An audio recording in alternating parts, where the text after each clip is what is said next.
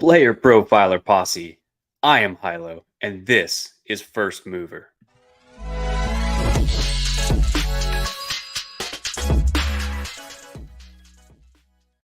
Welcome back, y'all, to First Mover. And if you've been following us over the previous 2 weeks, you know that we are right into the thick of our DFS preparation. And we've taken the previous 2 weeks to take a look at the week 1 player pricing. The first episode of this kind of mini series that we've done, we looked at overall game environments. We looked at the quarterback position. In episode 2, we explored player pricing at the running back position. So naturally, in this, our third week of this 4-part series prior to week 1 kicking off, we are going to take a look at the wide receiver position. But before we get into that, here's a quick word from the Podfather on one of our closest sponsors, FFPC. Hey, people always ask me, what's the World Series of Fantasy? What's the Super Bowl of Fantasy? And it's easy. It's the FFPC. Their signature Players Championship has a $6 million prize pool, and their best ball leagues start in February.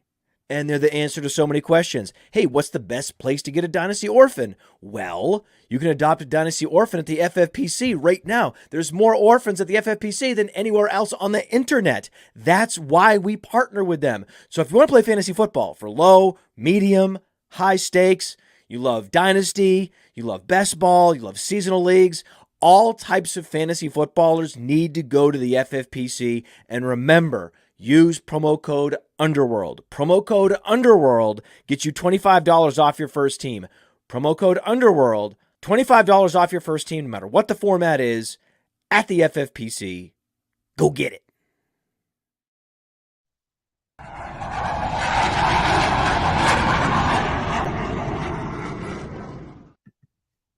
Welcome back.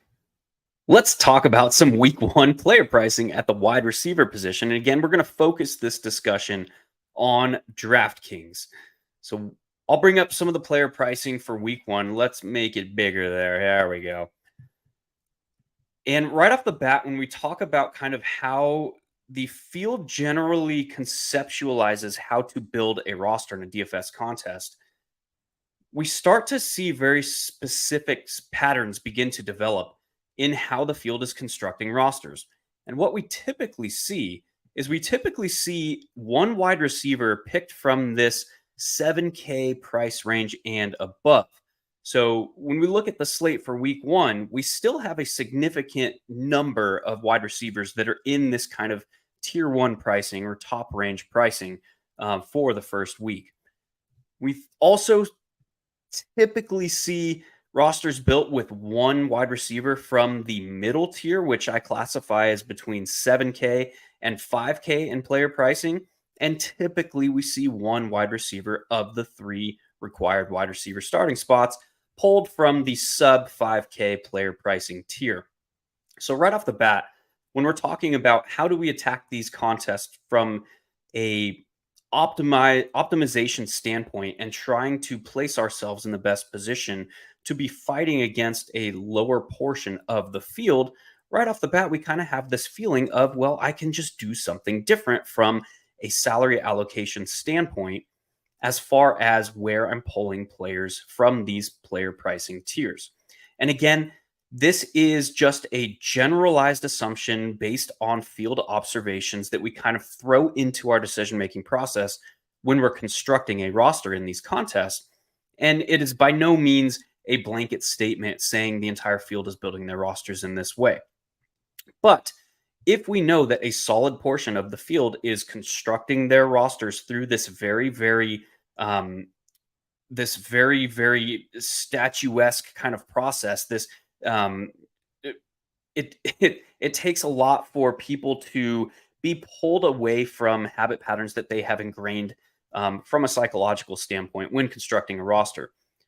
So if we keep that in mind, knowing that we are likely to see a solid chunk of rosters built in that fashion on a given slate, it gives us a solid starting point to start to generate some leverage without really having to do much else And we're not even talking about game environments. We're not even talking about player selections or player takes or median output or range of outcomes.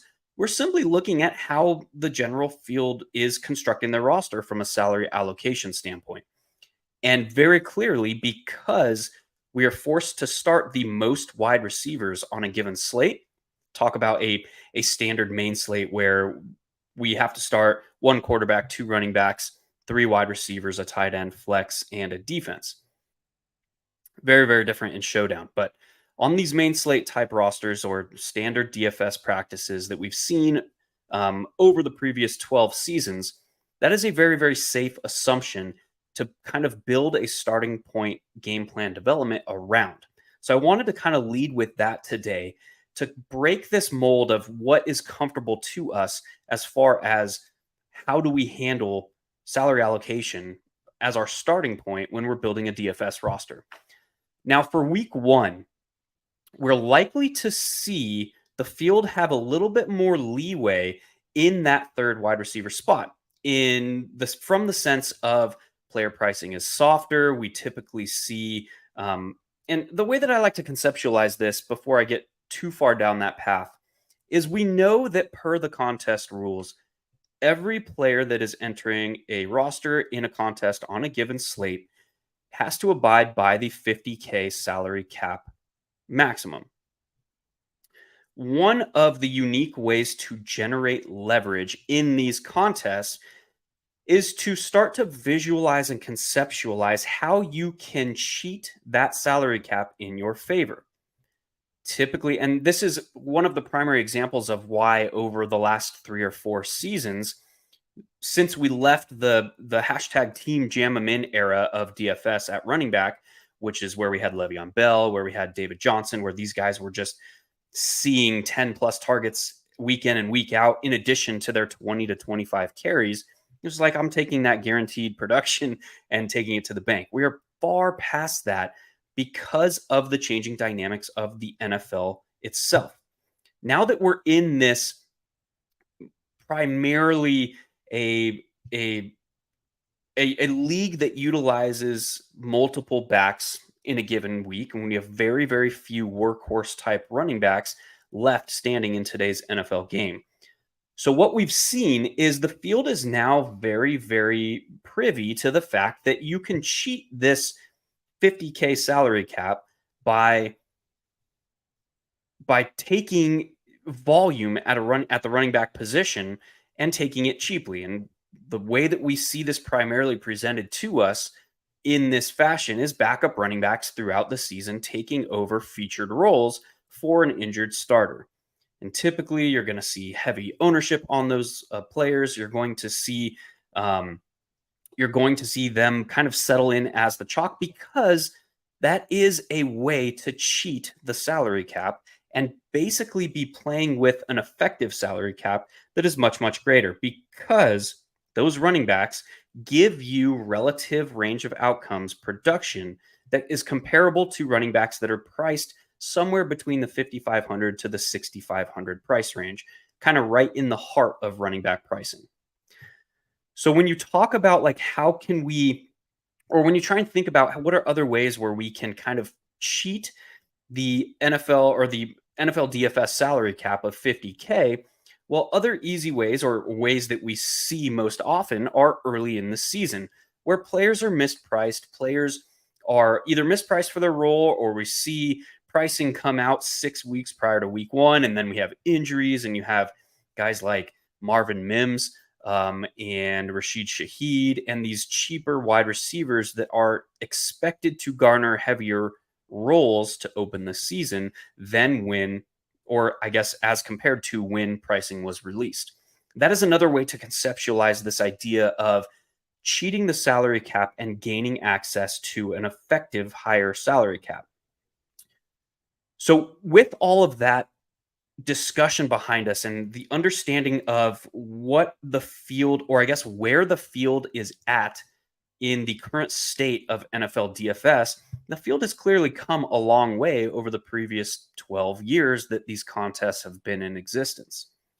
So it is no longer enough to be able to say, I can gain an edge in DFS by simply picking the best players or picking the players with the best range of outcomes or picking the players with the highest median projection and throwing them onto a roster. We cannot gain an appreciable edge by doing that anymore. In a similar sense, we cannot gain an appreciable edge by saying, I just unlocked a cheat code in week 1 DFS because Marvin Mims is going to be playing, or highly likely to going to be playing, in 2 wide receiver sets for Denver against a very, very vulnerable Las Vegas secondary.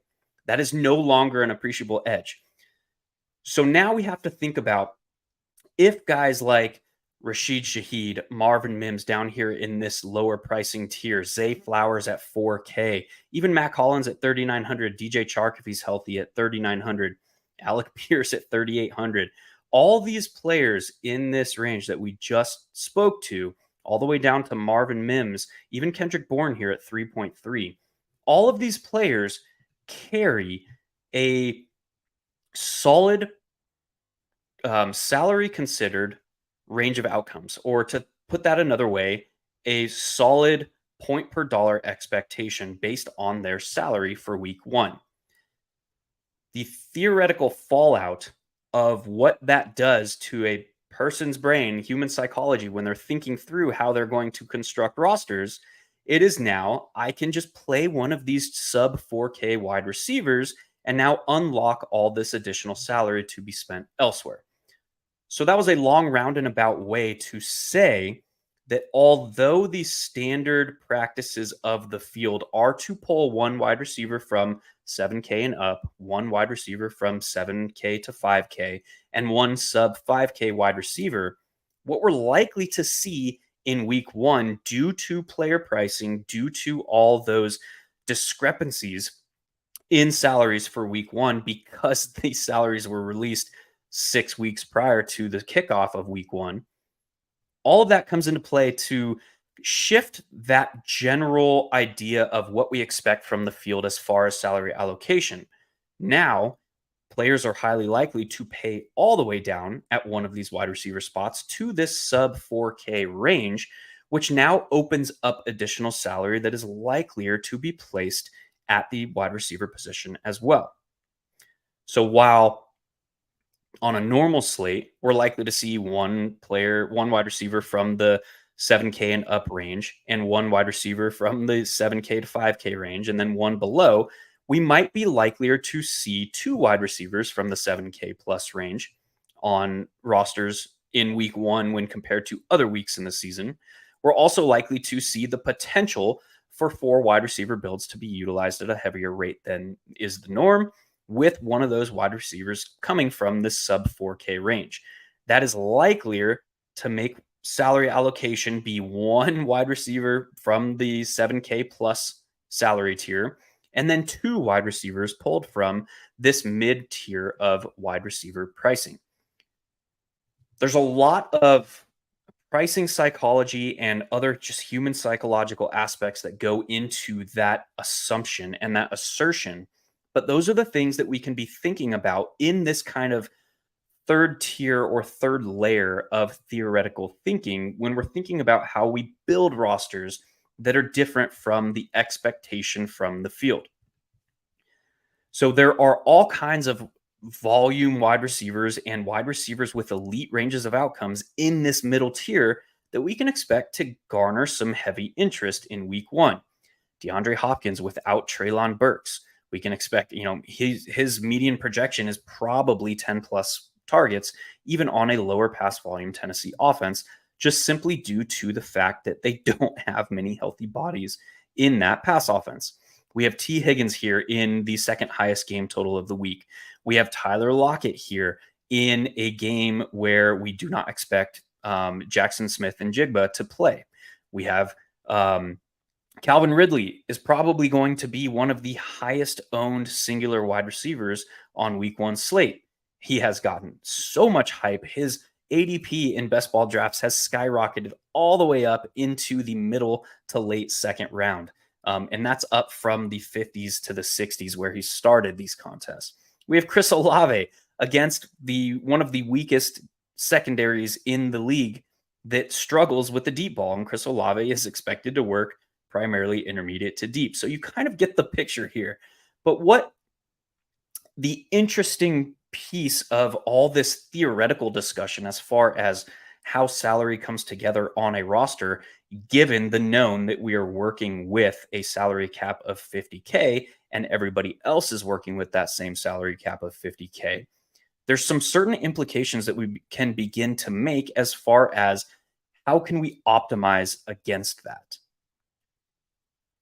So that entire theoretical discussion is kind of built to preface now our discussion of some of these wide receivers that we're going to talk about for week one.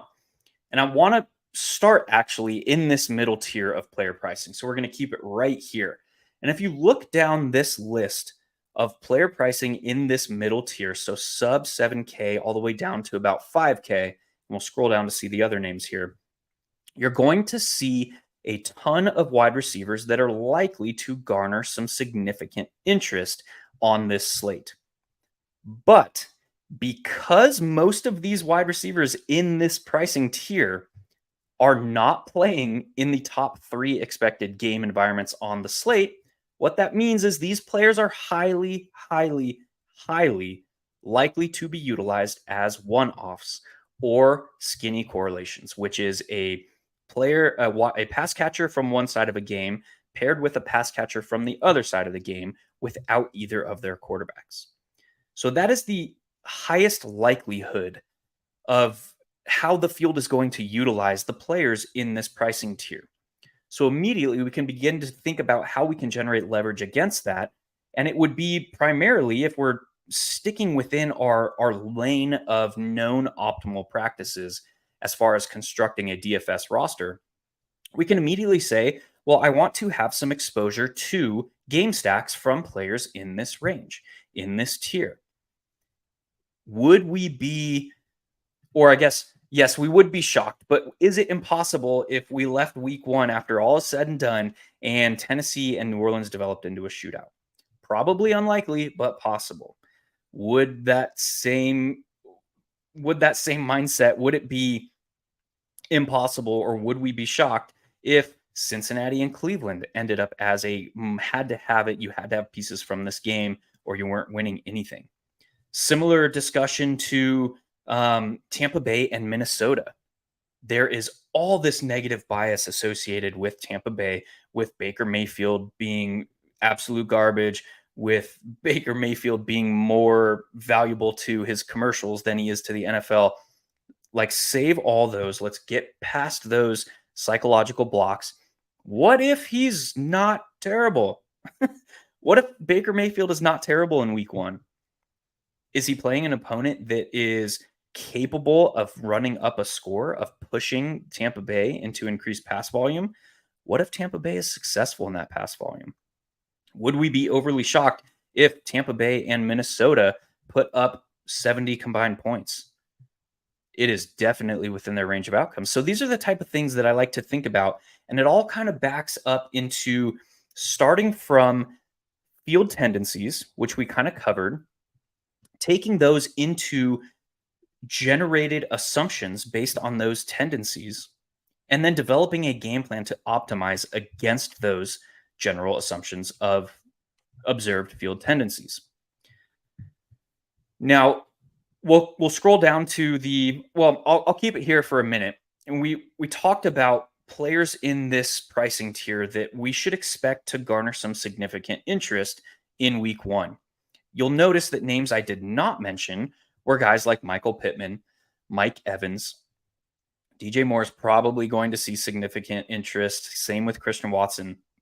But before scrolling down, these are the two, Mike Evans and Michael Pittman, that the field is highly likely to almost completely overlook. And we have to be careful with how we phrase that and how we think about that. And we're talking about relative ownership expectations. The rest of this list is probably going to be somewhere between the 8 to 12%, maybe more, depending on the name. Like Calvin Ridley is probably going to be 18 to 20% owned on week one, if I had to guess. Chris Olave is probably going to be in that same tier, 18 to 20% owned.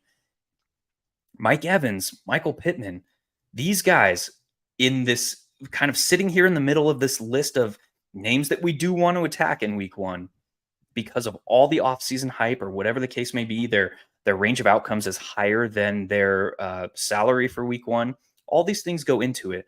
And Mike Evans, Michael Pittman are kind of these two players from this tier that are likely to go extremely overlooked.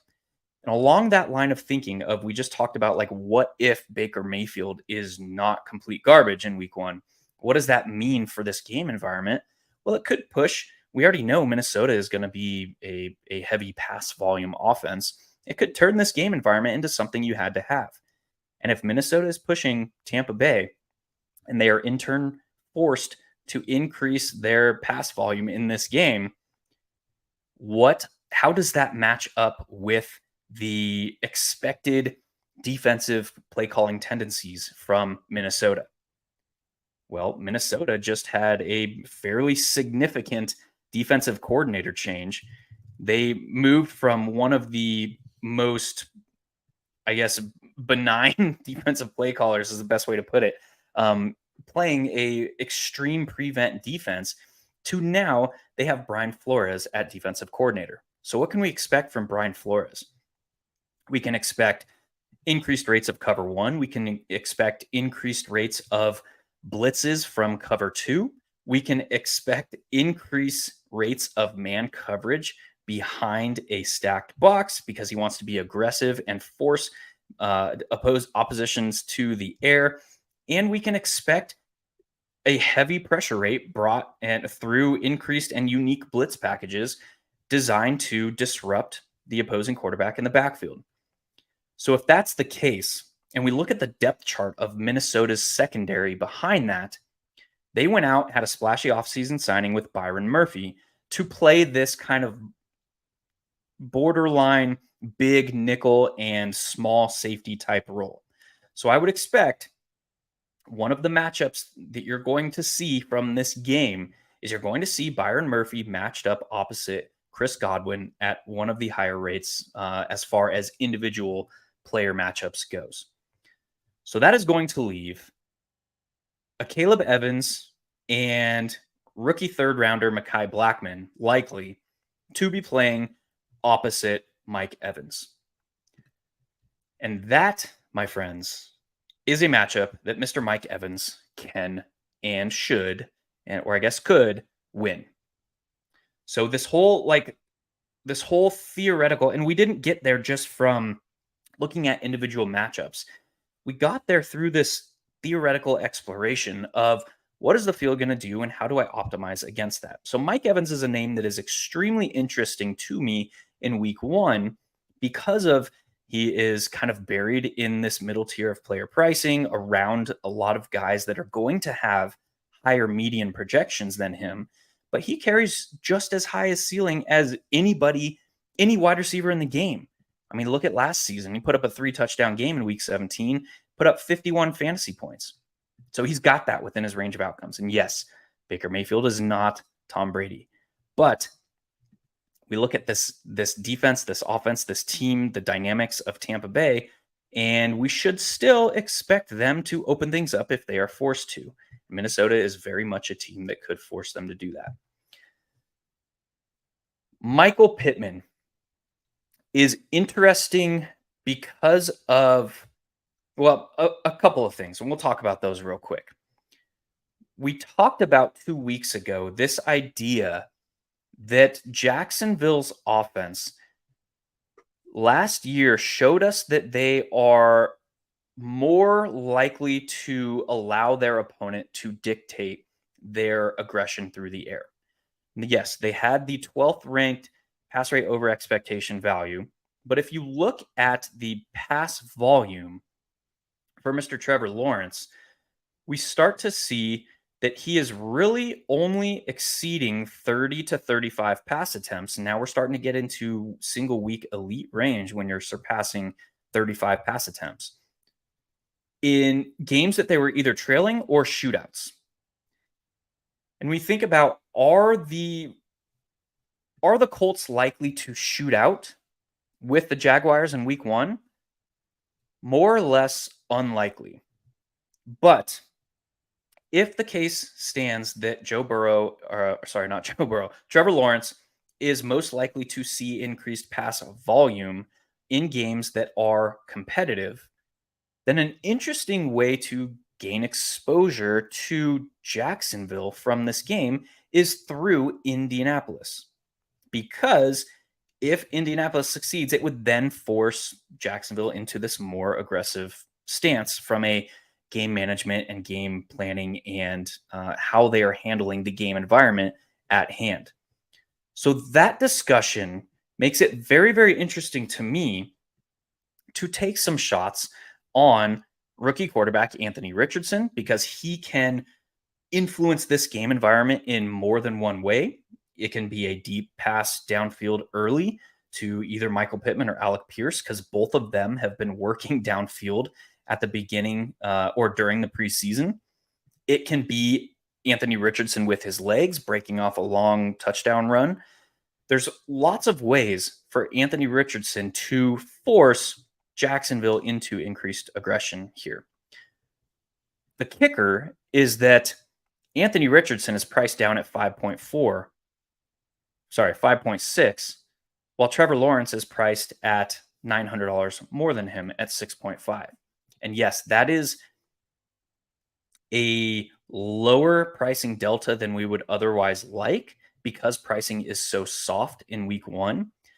But that also plays into Anthony Richardson's expected ownership in week one, which is highly likely to be rather minimal. So all of that kind of comes into play to Michael Pittman could be one of the driving forces to increase the pass volume from Jacksonville. It would not take a whole lot for Michael Pittman to put up 30 plus fantasy points in week one at highly likely to be very low ownership. What would he have to do to put up 30 fantasy points? He's probably going to have to surpass 100 yards. He's probably going to have to also score. But if he connects with Anthony Richardson on one of these intermediate to deep balls, adds some yak to the equation, rips off a long touchdown, that is very, very much within his range of outcomes. So he's a guy that's interesting to me from, again, a theoretical perspective.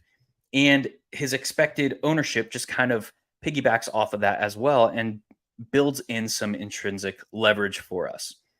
So as we start getting into these 6K to 5K wide receivers now, we start to see some other big names, namely Chris Godwin. Chris Godwin, I would expect, is going to garner significantly higher ownership than Mike Evans for anybody who is brave enough to go to Tampa Bay in week one.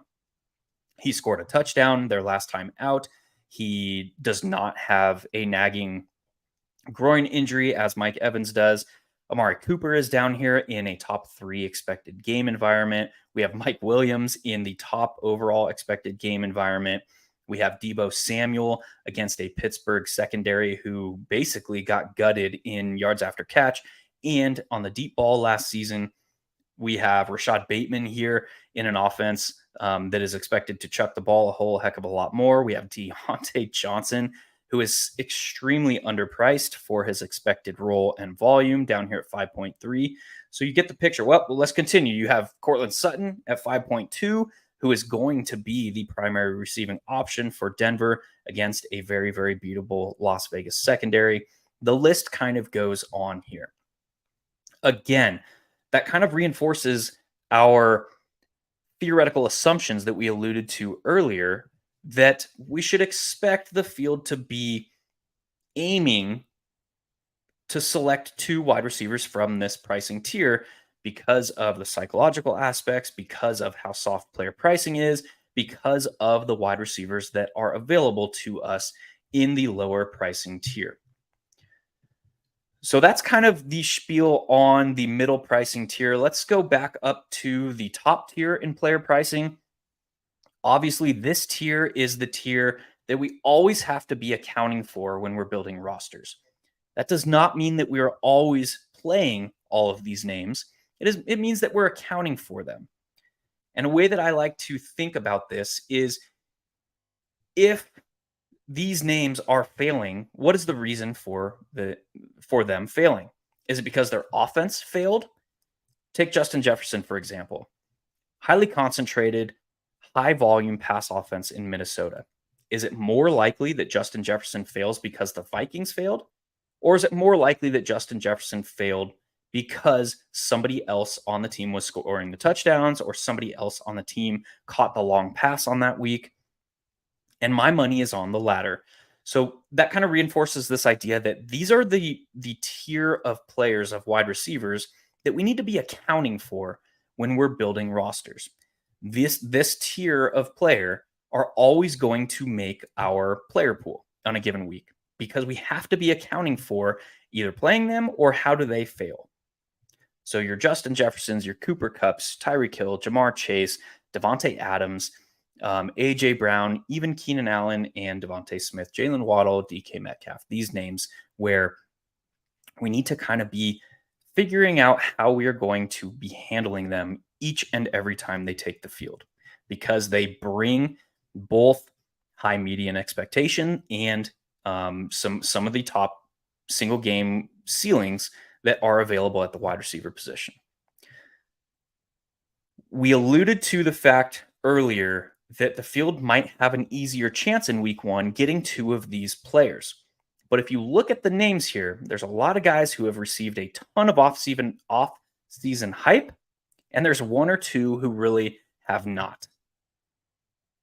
Justin Jefferson, off-season hype. Cooper Kupp, off-season hype. Tyreek Hill, off-season hype. Jamar Chase, off-season hype. AJ Brown, off-season hype. Keenan Allen, all kinds of off-season hype. Devontae Smith, off-season hype. Jalen Waddle, off-season hype. What about those other two names? Devontae Adams and DK Metcalf are extremely interesting because they still carry immense ceiling. I mean, look at Devontae Adams. He had multiple games of 15 plus targets last season, and that is highly unlikely to change moving forward.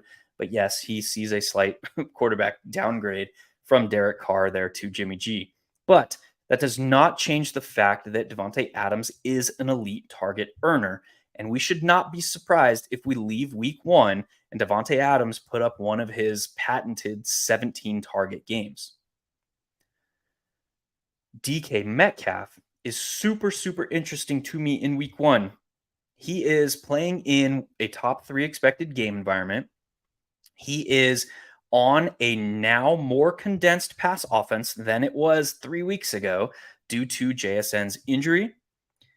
And he's playing a Los Angeles Rams defense that is playing players in the secondary that none of us have ever heard of before. Furthermore, the Rams still maintain this semblance of pass funnel on their defense because they have some guy by the name of Aaron Donald clogging up everything between the hashes on the defensive line. So we can expect Seattle to be facing a pass funnel defense with very minimal talent in the secondary and now a more condensed target tree on offense. And DK Metcalf, while he should garner some ownership, it is highly unlikely to equal the other names in this pricing tier because of who he's priced around, namely Jalen Waddle in the top expected game environment, Devontae Smith, and Keenan Allen. So those two, we'll keep the upper tier here in player pricing short and sweet. Those two are extremely interesting to me from a leverage standpoint in week one as well. Now that we get down here to this sub 5K range in player pricing, the first name that jumps off the board to us here because of all the offseason hype is George Pickens and Jahan Dotson. Those guys we can expect to garner some significant interest from the field in week one. When we start looking a little bit further down here, we start getting into some names that carry some game environment boosted upside. And what I mean by that is this. Guys like Nico Collins, Zay Jones, Romeo Doubs, even Donovan Peoples-Jones. These are players that are highly unlikely to put up elite scores without their game environment blowing up. But they are also playing in games where their game environment could blow up. We just saw, we'll take Romeo Dobbs, for example. We just saw Green Bay's offense run the slowest offense of all 32 teams in the preseason. But what happens if they get punched in the face by a long touchdown to DJ Moore? Because apparently that's all he does is score long touchdowns now that he's united with Justin Fields. Just kidding.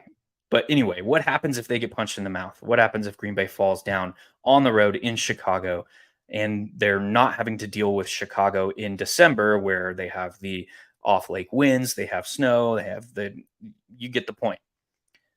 Well, they're probably going to open things up. But how do they open things up? It is highly likely to be driven by their opponent. Similar discussion with Nico Collins for Houston. It is highly unlikely that we see Houston open up their offense without being forced by the other side. We have a Baltimore team who we know is going to have a different look offense. We know that they're going to be passing more. And we have a Todd Monken who is probably going to come out and want to kind of assert himself or announce himself to the NFL. So what happens, and this is also the game with the highest spread for week 1. What happens when Houston gets punched in the mouth? When or if Houston gets punched in the mouth in week 1 by Baltimore? Lamar Jackson connects a deep ball to Zay Flowers, or he connects on a deep one to Rashad Bateman, or Mark Andrews scores 2 touchdowns in the first quarter. What happens when Houston gets punched in the mouth?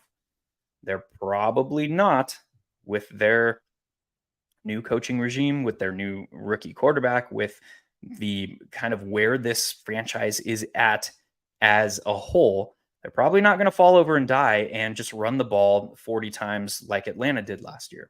Probably going to see them open up and get Stroud some additional pass attempts. Nico Collins is a guy who works intermediate to downfield. He's had some costly drops in preseason on those downfield looks, but this is a guy who, on increased volume due to the game environment, could return a GPP-worthy score. So these are guys in the top range of these sub 5K pricing tier that are highly likely to go overlooked by the field because the focus is on these sub 4K guys. So how do we put that all together when we're constructing rosters? Well, we got to stick to the basics. We got to continue attacking game environments, but we can do that in a way that the field is highly unlikely to be doing it. And we talked about a lot of those ways that the field is unlikely to be attacking wide receivers in week 1.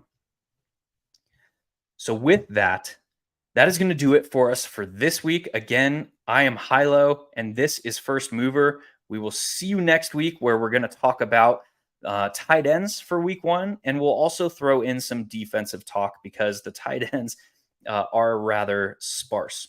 So with that, we'll see you next week, and we'll get you out of here with a quick word from the Podfather. Hey, I want to take a moment to thank you for tuning in. It's important to me that all of our media be free. This is only possible because of you allowing a true independent sports media enterprise to thrive unlike any other in the business.